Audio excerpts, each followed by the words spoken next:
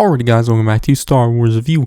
Today I am reviewing Star Wars The High Republic Midnight Horizon, which was written by Daniel José Older and was released on February 1st, 2022, which is the third and final young adult novel for Phase 1 of The High Republic.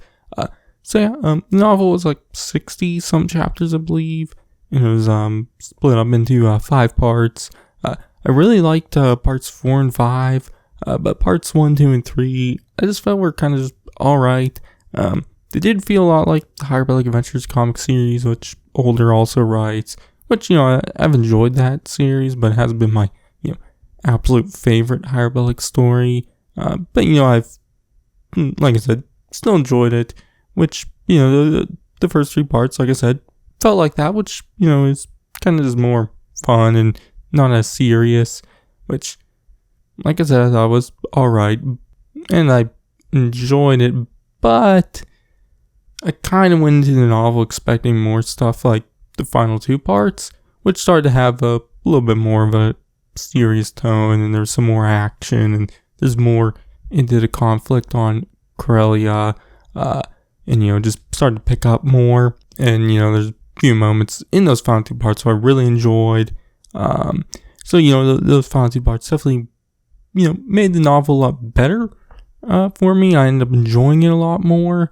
I kind of just wish the entire novel was like that. Like I said, those first 3 parts I still, enjoyed it, but it wasn't my absolute favorite stuff. And there were a few things I just, wasn't as into during those 3 parts also. But I throughout the entire novel, I definitely really liked the Jedi characters. I've been wanting more of Reath and Comac since Into the Dark, which they were in Out of the Shadows, but not as much as I was hoping for. And they've popped up in a few other High Republic stories here and there, but not really like a huge presence in any of those stories. It's like a little moment, which Reath is definitely in this novel a lot, and I really like that.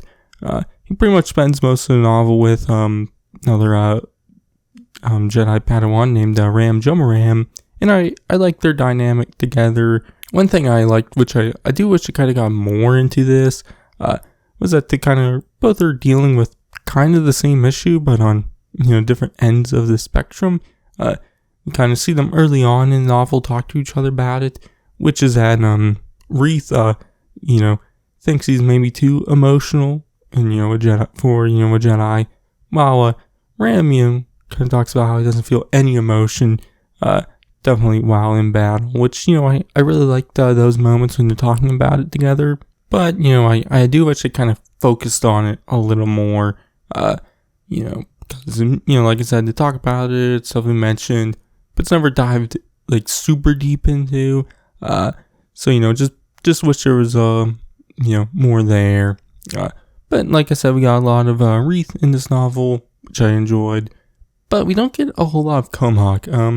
Him and this other Jedi Master, Kantam Sai, are together for most of the novel. Ram and Reath are trying to figure out what's going on in Corellia, and both of them are, Comac and Kantam are also, but they aren't, together.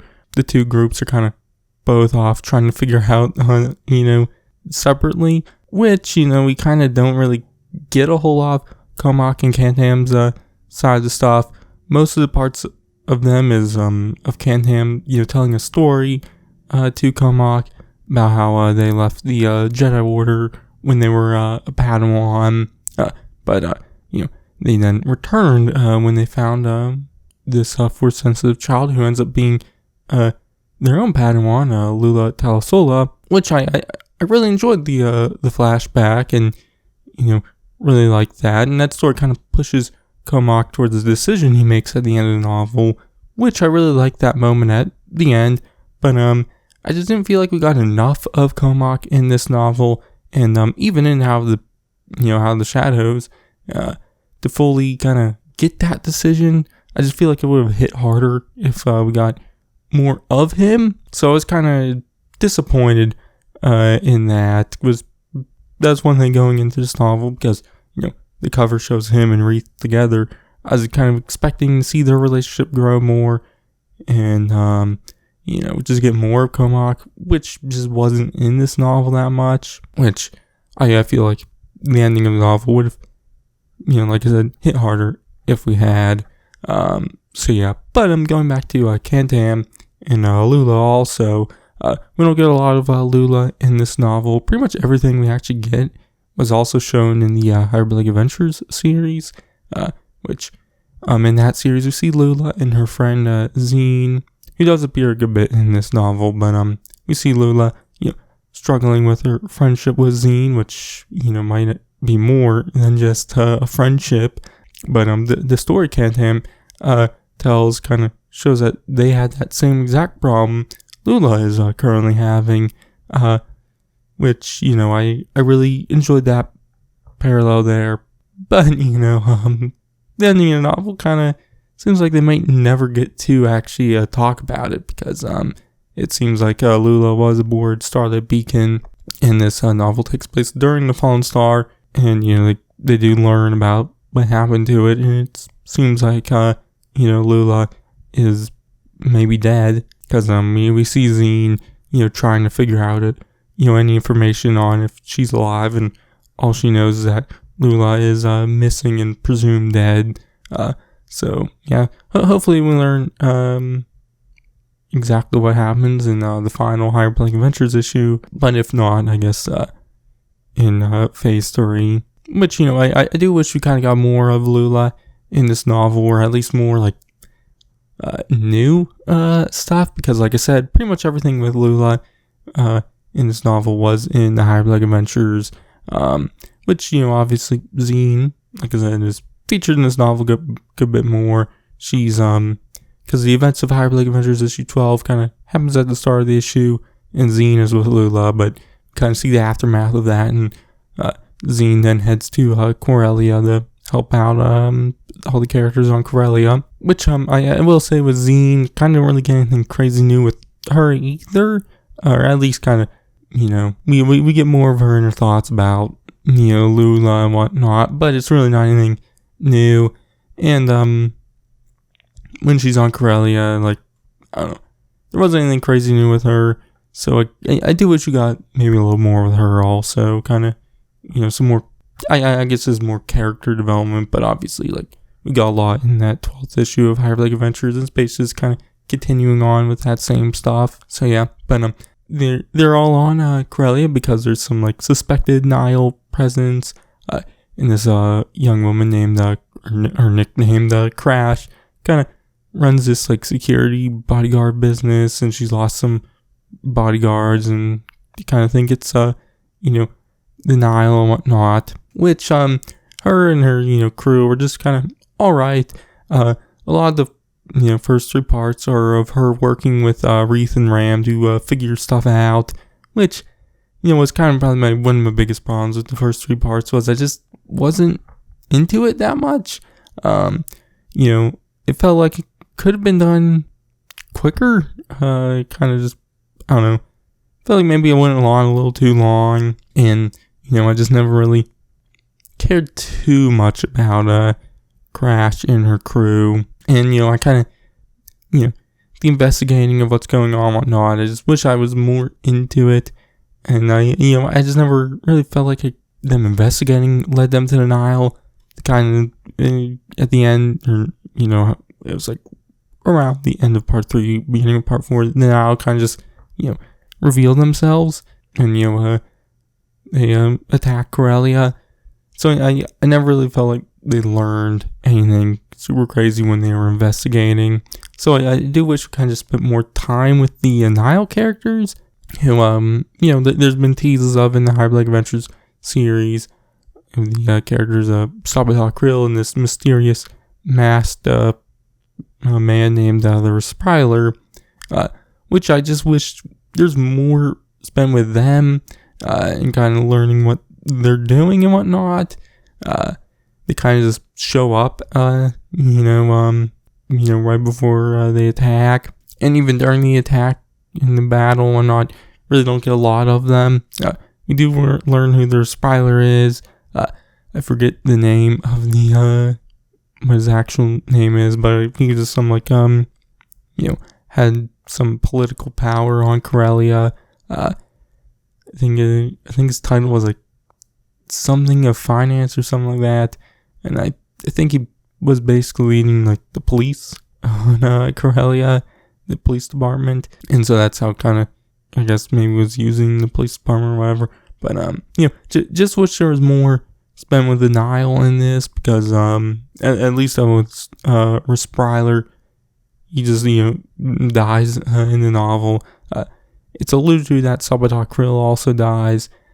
So I just wish there was more there. But like I said, the final two parts I really liked, and because kind of around the end of part 3, beginning of part 4 is when the Nile attack and the Jedi learn about Starlight Beacon and whatnot, and I was really enjoying this, the battle and whatnot, and started to get more serious and less fun, and I was enjoying that. And there's some big moments, some tease what's to come in the future phases of the High Republic.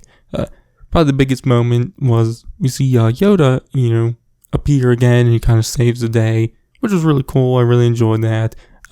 But he just kind of shows up like Gandalf the White, which was I really enjoyed that.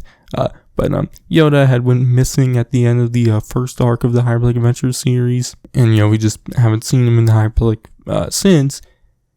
And it said in this novel that he kind of appears with this mysterious man, which it's shown that this mysterious man is kind of whispering some of this nursery rhyme, which seems like it relates to the Great Leveler and those mysterious creatures we saw in the Fallen Storm, or the Fallen Star, because in another Marvel comic series written by Daniel José Older, also Trail of Shadows, this nursery rhyme has kind of been a big part of that series, and been mentioned several times, and definitely seems like it's alluding to what these creatures are and whatnot. And it seems like this mysterious man Yoda is with kind of knows what's going on and whatnot. So definitely interested to see where that goes in Phase 3, because Phase 2 is said to be set, I think, 150 years before Phase 1. But I do think it will also dive into what these creatures are and whatnot. Kind of get into the origins of them and whatnot. So definitely interested to see where all that goes in Phase 2 also. So yeah. But all in all, the novel, I enjoyed it, but I would probably say it's my least favorite of the young adult novels for Phase 1. And maybe even my least favorite of all the novels, including young adult and middle grade, for Phase 1. I enjoyed I really enjoyed Light of the Jedi, The Rise of the Storm, and Into the Dark, and I enjoyed all the other novels so far. And I still enjoyed this one. So there hasn't been one yet where I've just didn't like. But if parts 4 and 5 kind of felt a lot like the first 3 parts, I probably would have said I didn't like this novel. Just wish the entire novel kind of felt like parts 4 or 5. Also, wish we just got more of the Nile characters in the novel, and Komaka also, so, because in definitely with Komaka, I kind of went into it expecting more of him, and I guess also I just kind of went into it expecting the novel to be like what parts 4 and 5 were like. So yeah, but like I said, I still ended up enjoying the novel. Just wasn't my favorite of the High Republic so far, but still had some cool moments, some cool teases with Yoda and whatnot. So yeah, but my grade, I'm gonna give it a B-. So yeah. Anyways, that's gonna be it for this one. My next High Republic review will be I think issue 14 of the Marvel series, so you can check that out then. But in the meantime, you can check out all my other Phase 1 High Republic reviews and everything else I do. I've been Sarazoo, and I'll catch you guys in the next one.